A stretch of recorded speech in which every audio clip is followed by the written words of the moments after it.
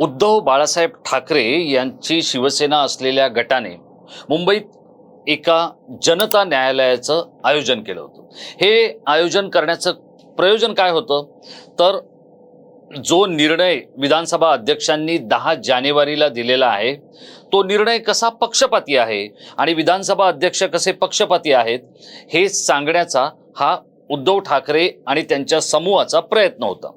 आता हे जे संपूर्ण सगळं प्रकरण आहे म्हणजे ठाकरे भांडतायत शिंदे भांडतायत, हे दोघं जण एकमेकाशी न्यायालयीन लढाई लढतायत, त्याच्यामध्ये कोट्यवधी रुपयांचा चुराडा होतोय, तासन तास महिनोन महिने त्याच्यामध्ये वाया जात आहेत, पण प्रत्यक्षात यातल्या कुठल्याच गोष्टीला गांभीर्य नाहीये असं माझं मत आहे। आणि ते का नाहीये तर ते मी आपल्याला या छोट्याशा व्हिडिओमध्ये समजावून सांगण्याचा प्रयत्न करतोय। पण या सगळ्या गडबडीमध्ये काय झालं तर या गडबडीमध्ये उद्धव ठाकरे एक चूक बोलून गेले म्हणा किंवा ती चूक त्यांनी स्वतःहून सीना चौडा करके कबूल केली। ती काय कबूल केली ते म्हणाले मी शिंदेंना पाठिंबा द्यायला, मुख्यमंत्री म्हणून पाठिंबा द्यायला तयार आहे। आता उद्धव ठाकरेंना शिंदेंना पाठिंबा देण्या इतपत वेळ यावी असं नेमकं काय घडलंय तेच मी आपल्याला समजावून सांगणार आहे। नमस्कार मित्रहो, मी राजेश कोचरेकर आणि आपण पाहताय आपलं आवडतं न्यूज पोर्टल टाइम महाराष्ट्र।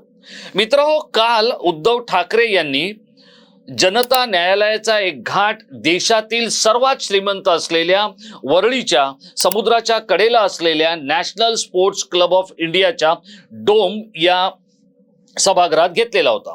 आता मी कालच्या व्हिडिओमध्ये हे सगळं आपल्याला सांगितलेलं आहे की तो क्लब वगैरे त्यामुळे ते आज मी काही सांगणार नाही। हा व्हिडिओ आपल्यापर्यंत पोहोचत असताना आपण काही गोष्टी काळजीपूर्वक ऐकाव्यात, बघाव्यात इतकी माझी आपल्याला विनंती आहे। मुळात या जनता न्यायालयाचा घाट उद्धव ठाकरेंनी का घातला याचं कारण आपल्याला माहिती आहे का? याचं कारण आहे टाइम महाराष्ट्रवरून बनवलेला आपला एक व्हिडिओ। त्या व्हिडिओमध्ये आपण काय म्हटलं होतं? त्या व्हिडिओमध्ये आपण असं म्हटलं होतं 2 अनिलमुळे उद्धव ठाकरे नील झाले। नील म्हणजे काय? शून्य। आणि ते कोणामुळे झाले तर अनिल परब आणि अनिल देसाईंमुळे। आता गंमत बघा, जेव्हा आपल्याला एखादा नेता किंवा कार्यकर्ता आवडतो त्याच्यासाठी ठाकरे काही करू शकतात। काही म्हणजे त्यांना जे हवं ते करतात, काही वेळेला दुर्लक्ष करतात, काही वेळेला लक्ष देतात। पण ते जर ठाकरेंना हवं असेल तर आता अनिल परब हा सौ आणि श्री उद्धव ठाकरे यांचा कच्चा दुवा आहे, त्यामुळे त्यांच्यासाठी आणि अनिल देसाईसाठीही या ठाकरेंनी हा जनता न्यायालयाचा घाट घातला। या जनतेच्या न्यायालयात कोण होतं तर शिवसेनेचे वेगवेगळे पदाधिकारी होते। अर्थात 40% ते 45% पदाधिकारी याला उपस्थित होते। सगळ्या पदाधिकाऱ्यांना यासाठी बोलवलं नव्हतं। त्याचप्रमाणे हे जे शिवसेनेचे कार्यकर्ते होते तिथे मला असं वाटलं होतं की मोठ्या प्रमाणात वकील असतील, घटनेचे समीक्षक असतील, राजकीय विश्लेषक असतील आणि पत्रकार असतील, पण असं काही घडलं नाही। आणि हे मी नाही सांगत आहे, हे विधानसभेच्या अध्यक्षांनीच बोलून दाखवलं, कारण उद्धव ठाकरेंचं भाषण किंवा तिथलं जे विवेचन होतं हे याच पद्धतीचं होतं। त्यामुळे हा दसरा मेळावा होता की पत्रकार परिषद होती की जनता न्यायालय होतं हे काही शेवटपर्यंत कळलं नाही। आता आपण येऊया जनता न्यायालय या विषयात। न्यायालय म्हटलं की तिकडे एक न्यायमूर्ती लागतात। आपल्या देशात इतकी कायदा, राज्यघटना, संविधान समजणारी इतकी मोठी मोठी माणसं आहेत, त्यातल्या एका व्यक्तीला आणून उद्धव ठाकरे व्यासपीठावर बसवू शकले असते, पण ते त्यांनी केलं नाही। आता जनतेचं म्हणाल तर जनतेमध्ये अनेक सामाजिक संस्था आहेत, शैक्षणिक संस्था आहेत, वकील आहेत, उद्योगपती आहेत। यांना उद्धव ठाकरेंना काय धक्का बसलाय हे सांगण्याची एक उत्तम संधी होती आणि त्यामुळे तेही काही नव्हतं। त्यामुळे उद्धव ठाकरेंच्या नावाच्या घोषणा, आदित्य ठाकरेंच्या नावाच्या घोषणा, शिवसेना प्रमुखांचा जय जयकार, टाळ्या, शिट्ट्या हे सगळं होतं। हे कुठल्या न्यायालयात असतं मला सांगा? आत्ता मी हा व्हिडिओ करण्याच्या आधी ठाणे न्यायालयात एका प्रकरणासाठी गेलो होतो, तर तिथे ज्यावेळेला आपण न्यायमूर्तींकडे समोर जातो त्यावेळेला आपण तिथे आल्याची आदरयुक्त भावना व्यक्त करावी लागते। न्यायालयाचा आदर आपण व्यक्त करावा लागतो। तो वकील करतात, पोलीस अधिकारी करतात, पक्षकार करतात, सगळेच करतात।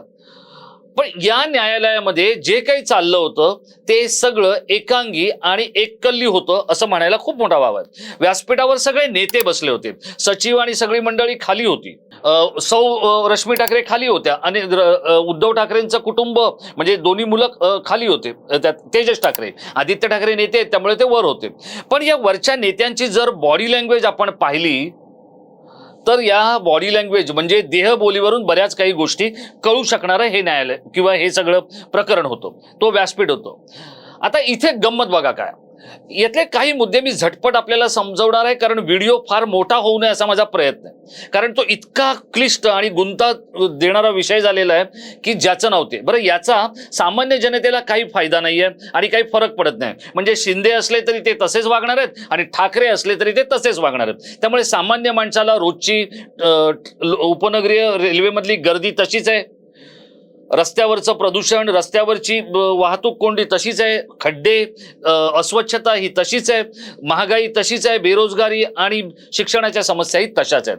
त्यामुळे ठाकरे असो किंवा शिंदे असो, कोरोना किंवा समस्या या कोणालाही विचारून ह्या काय येत नाहीये किंवा त्या जसा राजकारणी बदलेल तसं काय आपली कूच बदलत नाहीये. त्याच्यामुळे सामान्य माणसाच्या आयुष्यात यातून काही फरक पडत नाहीये. भलं जर काय कोणाचं होत असेल तर वकिलांचं आणि न्यायालयीन प्रक्रिया लढवणाऱ्या किंवा लढणाऱ्या नेत्यांचं, जे वेगवेगळ्या पक्षांसाठी लढत आहेत त्यांचं. बरं, जी गोष्ट उद्धव ठाकरेंनी चुकवली आहे किंवा चुकली आहे त्यांच्याकडून, तीच गोष्ट शेजारच्या पाकिस्तानमध्ये पण चुकली, हे मी पुढच्या टप्प्यात आपल्याला सांगणार आहे कसं ते. इथे उद्धव ठाकरे हे एक संयमी नेते आहेत वगैरे वगैरे सगळं खरं आहे, पण ही पहिली समस्या आहे का उद्धव ठाकरेंवर? तर नाही. उद्धव ठाकरे राहत असलेल्या मातोश्रीचा वाद झाला, शिवसेना प्रमुखांच्या पश्चात संपत्तीचा वाद झाला, त्यांच्या सख्या भावाने तो वाद केला, त्यातून ते बाहेर पडले. त्यांच्या बरोबर असलेला त्यांचा चुलत भाऊ जो सगळ्यात आधी शिवसेना प्रमुखांचा वारसदार होता, त्याला बाहेर काढायची बला आली होती, ती उद्धव ठाकरेंनी पार पाडली. काही मोठे नेते उद्धव ठाकरेंना डोईजड होत होते, त्यांना बाहेर काढलं गेलं. उद्धव ठाकरेंबरोबर वयाची आणि आदित्य ठाकरेंबरोबर पण स्पर्धा करू शकणारा नेता होता एकनाथ शिंदे, त्यालाही रस्त्याला लावण्याचं काम हे करण्यात आलेलं आहे. तर या सगळ्या गोष्टी उद्धव ठाकरेंनी घडवून आणल्या. पण आता उद्धव ठाकरेंची गल्लत काय झाली बघा. असीम सरोदे, ॲडव्होकेट असीम सरोदे यांच्याबद्दल आज समाज माध्यमांवर असं विचारलं जातंय की यांनी कोणत्या मोठ्या केसेस लढलेल्या आहेत की ज्याच्यामुळे हे, याचं कारण असं आहे, डॉक्टर असो किंवा वकील, तो जितका अनुभवी असतो तितकंच तुम्हाला लवकरात लवकर बरं करण्याचा किंवा न्याय देण्याचा प्रयत्न तो यशस्वीपणे करतो असं समजलं जातं, कारण अनुभव याच्या इतका दुसरा श्रेष्ठ गुरु नाहीये. आता असीम सरोदे यांनी जे काही केलं किंवा जे काही सांगितलं, ठीक आहे, ते त्यांनी जेवढी नेट प्रॅक्टिस केली होती तेवढी बॅटिंग काल त्यांनी केली, पण त्याच्या पुढे काय? तर याच्या पुढे हे जनता न्यायालय संपल्यानंतर विधानसभेचे अध्यक्ष राहुल नार्वेकर यांनी या सगळ्याला उत्तर देण्याचा प्रयत्न केला. आता राहुल नार्वेकर हे काय आहे? हे लवाद आहे. म्हणजे सर्वोच्च न्यायालयाने काय सांगितलं की तुम्ही विधानसभा अध्यक्षांकडे जा, ते ट्रिब्युनल आहे ज्याला आपण लवाद म्हणतो ते.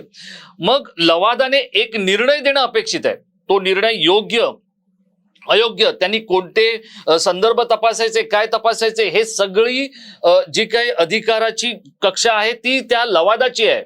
पण इथे सर्वोच्च न्यायालयाने त्यांना सांगितलं होतं की तुम्ही या पद्धतीत हे सगळं समजून घ्या आणि ही घटना वगैरे जे काय आहे ते बघून घ्या. आता इथे गडबड कशी आहे की बघा, 2013ला जे काही घडलं किंवा 2013ला जी काही घटना दिली किंवा त्यानंतर 2023ला त्या घटनेचा रेफरन्स किंवा 2018ला जी घटना दिली त्याचा रेफरन्स 2023ला करण्यात आला आणि त्याच्यामध्ये काही त्रुटी होत्या, म्हणून निवडणूक आयोगाने या त्रुटी असलेली ही घटना नाकारली असं निवडणूक आयोगाचं म्हणणं आहे. त्यामुळे निवडणूक आयोगाने जी घटना दिली ती कोणती होती? तर ती 1999ची होती, जी देताना शिवसेना प्रमुख हे पक्षाचे सर्वेसर्वा आहेत किंवा प्रमुख पद आहे. मग पक्षप्रमुख या पदाच्या संदर्भातला जो काही गुंता आता आपल्या समोर आहे तो व्हायला नको होता किंवा तो झाला ते चुकीचं आहे असं म्हणणं आहे. आता इथे गंमत कशी आहे बघा, इथे मी एकदम सोपं उदाहरण आपल्याला समजावून सांगतो. ते काय आहे, आपण एक घर घेतो मुंबई, पुण्यामध्ये किंवा नाशिकमध्ये. हे घर घेतल्यानंतर आपण ज्या विकासकाकडून जे घेतो त्यावेळेला आपल्याला एक ॲग्रीमेंट दिलं जातं. ते ॲग्रीमेंट असतं 35-40 पानांचं. म्हणजे तो जमिनीचा भूखंड कोणाचा होता, तो त्यांनी कधी खरेदी केला, त्याच्यावरती मूळ आरक्षण काय होतं, तो कोणी विकसित केला, त्याला महानगरपालिकेने परवानग्या दिल्या की नाही, किंवा त्या तत्सम स्थानिक स्वराज्य संस्थेने त्याच्यामध्ये काय काय गोष्टी सुचवल्या आहेत, कुठल्या दिशेने काय असायला हवं, त्याचा प्लॅन कसा होता, हे सगळं त्या ॲग्रीमेंटमध्ये असतं. आणि ते ज्या वेळेला आपण रजिस्टर करायला जातो निबंधकाकडे, त्यावेळेला ते रजिस्टर केलं जातं, त्याची एक पावती दिली जाते. त्या घर खरेदी करणाऱ्या माणसाचं नाव, ज्याच्याकडून केलंय त्याचं नाव, अशा काही मोजके तपशील हे त्याच्यावर असतात, कोणत्या त्या रजिस्टर पावतीवर. ही जी रजिस्टरची पावती आहे ती दाखवण्याचं काम करतायत शिवसेनेचे नेते. जी मुळात घटना आहे की जी काही 25, 50, 35, 40 पानांची ती घटना कुठे आहे, त्याच्यामध्ये झालेल्या नोंदी, त्यात झालेले बदल, याच्याबद्दल कोणीच बोलत नाहीये. आणि ते बोललं गेलं पाहिजे. ते झालंय कोणाकडून? अनिल देसाईंकडून किंवा अनिल परब यांच्याकडून. आता जो आपला व्हिडिओ होता ज्याच्यामध्ये आपण उद्धव ठाकरे नील झाल्याचं म्हटलंय आणि खरंच झाले ते नील, आता त्यांना सगळी पुन्हा सुरुवात करावी लागणार आहे आणि ते करतील, मला विश्वास आहे त्यांच्याबद्दल. कारण ते तसे वरून जरी खूप मृदू दिसले तरी आतून ते खूप टणक आणि कडक ठाकरी आहेत, हे मी वेळोवेळी अनुभवलंय आणि पाहिलंय. पण हे सगळं होत असताना इतक्या लोकांच्या आयुष्याचं कडवळ झालं. आता याच्यात शिवसेनेमध्ये जो अंतर्गत नेत्यांचा वाद आहे ना, तो सगळ्यात अधिक आहे. हे मी आपल्याला मागच्या व्हिडिओतही सांगितलं होतं. आणि दोन मोठे नेते एकमेकाच्या उणीधुणी काढण्याच्या प्रक्रियेमध्ये अनिल देसाईने हे केलं नाही आणि अमुक अमुक माणसाने हे केलं असं सांगतायत. तिथे सगळी गल्लत आहे आणि तिथेच शिवसेनेचं नुकसान आहे. आता हे सगळं होत असताना या गोष्टी ज्या वेळेला घडल्या, बघा हे जसं उद्धव ठाकरेंच्या बाबतीत घडतंय तसं मी इम्रान खानच्या बाबतीत काय म्हटलं, इम्रान खानला सुद्धा निवडणुकांमध्ये बॅट ही निशाणी हवी होती. मग इम्रान खानला हे सांगण्यात आलं 2020 मध्ये की तुम्ही पक्षांतर्गत निवडणूक घ्या. जसं इथे घडलं तसं तिथेही घडतंय. पक्षांतर्गत निवडणूक घ्या. पक्षांतर्गत निवडणूक घ्यायला इम्रान खान तयार नव्हता. 6 महिन्याने त्याला स्मरणपत्र देण्यात आलं की तुम्ही निवडणुका घ्या म्हणून. त्यानंतरही त्याने लक्ष दिलं नाही. आणि आता निवडणुकांच्या आधी, म्हणजे या फेब्रुवारीमध्ये तिथे निवडणूक आहे त्याच्या आधी लगबगीने पक्षांतर्गत निवडणुका घ्यायला सुरुवात झाली. गंमत बघा कशी आहे. आणि ती सुरुवात झाल्यानंतर 92 लोकांनी वेगवेगळ्या पदांसाठी, 90 ते 92 लोकांनी वेगवेगळ्या पदांसाठी तिथे अर्ज भरले आणि सगळे निवडून आले. बरं, ते निवडणूक लढण्यासाठी 50,000 रुपयाची फी भरायची होती प्रत्येक उमेदवाराने. म्हणजे जवळपास 45 लाख रुपये हे भरणं अपेक्षित होतं. ते कोणीच भरलेले नाहीये. हे सगळं फॅब्रिकेटेड होतं. आणि हेच नेमकं शिवसेनेच्या बाबतीत घडलंय असं वाटण्या इतपत परिस्थिती आहे. आणि त्याच्यामुळे जसा इम्रान खान की ज्याने विश्वचषक जिंकला, पण मी म्हणेन तो कायदा, मी म्हणतोय तेच बरोबर आणि जाऊ दे होईल, आपल्याला कोण अडवणार आहे, या कैफात जो इम्रान खान राहिला, तर जी गोष्ट एका जगज्जेत्या कर्णधाराने केली तीच गोष्ट सगळं गमावलेल्या उद्धव ठाकरेंनी केलेली आहे. आता याच्यात एक गंमत बघा की हे सगळं होत असताना या जनतेच्या न्यायालयात तुम्ही गेलात. मग आता तुम्हाला जनतेच्या न्यायालयात या प्रश्नाचंही उत्तर द्यावं लागणार आहे. कारण जनतेने तुम्हाला कौल कधी दिला होता? 2019 मध्ये युती म्हणून दिला होता, फडणवीस आणि ठाकरे म्हणून दिला होता. मग तो कौल तुम्ही का अवेरलात हे पण जनतेच्या न्यायालयात सांगायला लागेल. मग तुम्ही जो राजकीय व्यभिचार काँग्रेस आणि राष्ट्रवादी बरोबर केला तो तुम्हाला सांगायला लागेल. आता याच्यातली सगळ्यात शेवटची आणि गमतीदार गोष्ट सांगतो आणि हा व्हिडिओ मी इथे उरकता घेणार आहे. याचं कारणच आहे की असे खूप व्हिडिओ आपल्याकडे येणार आहेत. कारण आपल्याकडे जो तपशील येतोय, ज्या गोष्टी येत आहेत त्या इतक्या गमतीशीर आहेत की हे ऐकल्यानंतर तुम्ही म्हणाल की हे ठाकरे आणि शिंदेचं चाललंय काय. आता राहुल नार्वेकर हे काय करतायत, सुप्रीम कोर्टाने सांगितलं तेवढं करतायत आणि ते तसंच करतायत. पण ही केस जी आहे ना, ही केस म्हणजे एखादा बॅट्समन आउट होतो त्यावेळेला तो बऱ्याच वेळेला गोलंदाजाच्या चांगल्या चेंडूपेक्षा आपण मारलेल्या खराब फटक्यामुळे आउट होतो. उद्धव ठाकरे खराब फटक्यामुळे आउट झालेले आहेत. त्यांनी इतका सोपा झेल देण्याची काही गरज नव्हती.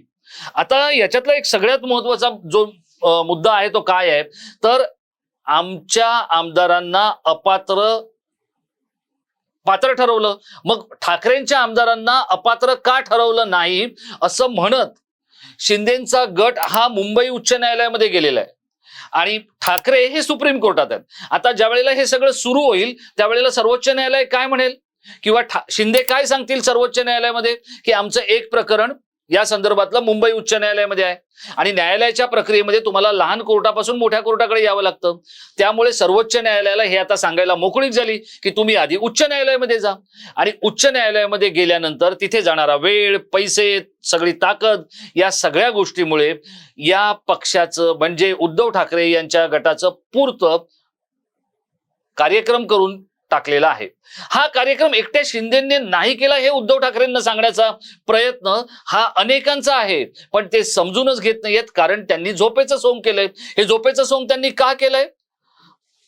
कारण अनिल देसाई आणि अनिल परब यांच्यावरचं प्रेम आणि त्यांना वाचवण्यासाठी उद्धव ठाकरेंनी जनता न्यायालयाचा हा घाट घातला.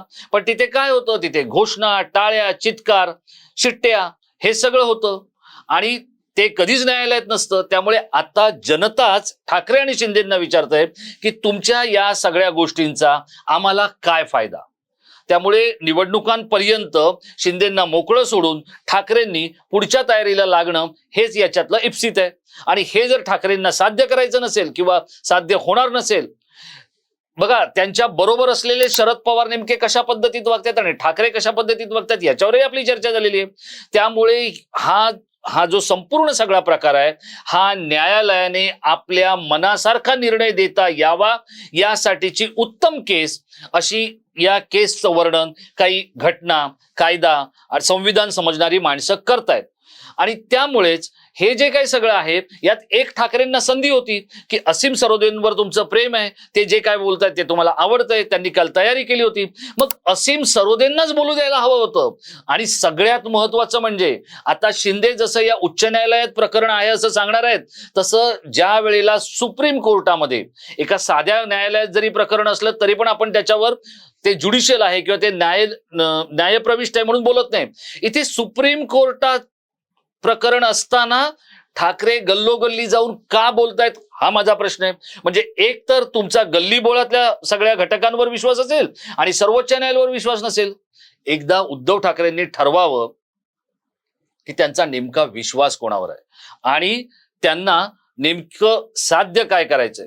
त्यांनी काल असं सांगितलं की राज्यपालांना माझं निवेदन आहे किंवा विनंती आहे की त्यांनी मुख्यमंत्र्यांना विशेष अधिवेशन बोलवायला लावावं आणि एकनाथ शिंदे यांनी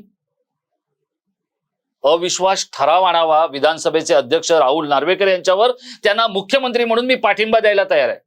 म्हणजे काय बोलतायत उद्धव ठाकरे हे देखील त्यांना कळत नाहीये. म्हणजे काल तुम्ही त्यांना खोकेवाले, मिंदे, नालायक, गद्दार असं सगळे म्हणत होते. आज त्यांना तुम्ही पाठिंबा देणार, तो कोणत्या आधारावर देणार? तर विधानसभेच्या अध्यक्षावर अविश्वास ठराव आणण्यावर. म्हणजे उद्धव ठाकरे हे आपले वडील बाळासाहेब ठाकरे आहेत हे फक्त सोयीस्कररित्या आठवतायत किंवा त्यांच्या लक्षात येत आहे. आणि ज्या वेळेला बाळासाहेबांचा ठाकरी बाणा घेऊन राजकारण करायचंय तिथे मात्र उद्धवजी तुम्ही कमी पडताय. आपल्याला काय वाटतं उद्धव ठाकरे आणि एकनाथ शिंदे यांच्या या न्यायालयीन लढाईचा आम्हा सर्वसाधारण जनतेला काही फायदा आहे का? ठाकरेंची पुरती गोची झाली आहे का? अनिल देसाई आणि अनिल परब यांना वाचवण्यासाठी किंवा त्यांच्या पापांचं क्षालन करण्यासाठी हा जनता न्यायालयाचा घाट घातलाय का? शिवसेनेची झालेली गल्लत ही येणाऱ्या पुढच्या 2 पिढ्यांवर शिवसेनेचा परिणाम करू शकेल का? आपलं काय मत आहे आपण आमच्या इनबॉक्समध्ये व्यक्त व्हा. हा व्हिडिओ आपण शेवटपर्यंत पाहिला त्याबद्दल आपल्याला धन्यवाद. हा व्हिडिओ जर आपल्याला आवडला असेल तर तो लाईक करून शेअर करायला विसरू नका. आणि हो, आपल्याला शिंदेही आवडते नाहीयेत किंवा ठाकरेही नावडते नाहीयेत.